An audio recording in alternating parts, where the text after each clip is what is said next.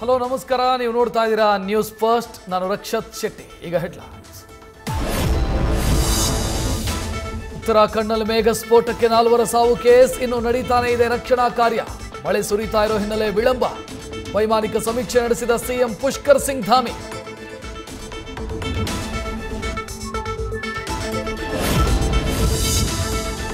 ವೈದ್ಯರ ನಿರ್ಲಕ್ಷ್ಯ ಆರೋಪ.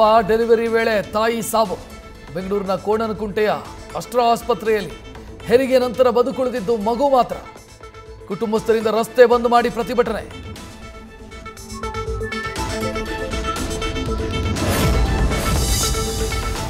ಸ್ಮಾರ್ಟ್ ಮೀಟರ್ ಹಗರಣದಲ್ಲಿ ಸಚಿವ ಕೆಜೆ ಜಾರ್ಜ್ಗೆ ರಿಲೀಫ್. ಸಚಿವರ ವಿರುದ್ಧದ ದೂರಿನ ವಿಚಾರಣೆಗೆ ಹೈಕೋರ್ಟ್ ತಡೆ. 2 ವಾರಗಳ ಕಾಲ ವಿಚಾರಣೆ ಮುಂದೂಡಿದ ಹೈಕೋರ್ಟ್.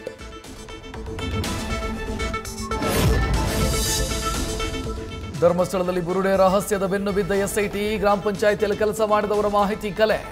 1995ರಿಂದ 2014ರವರೆಗಿನ ದಾಖಲೆ ಸಂಗ್ರಹ. ಸ್ಪಾಟ್ 14ರಲ್ಲಿ ನಡೀತಾ ಇದೆ ಶೋಧ ಕಾರ್ಯ.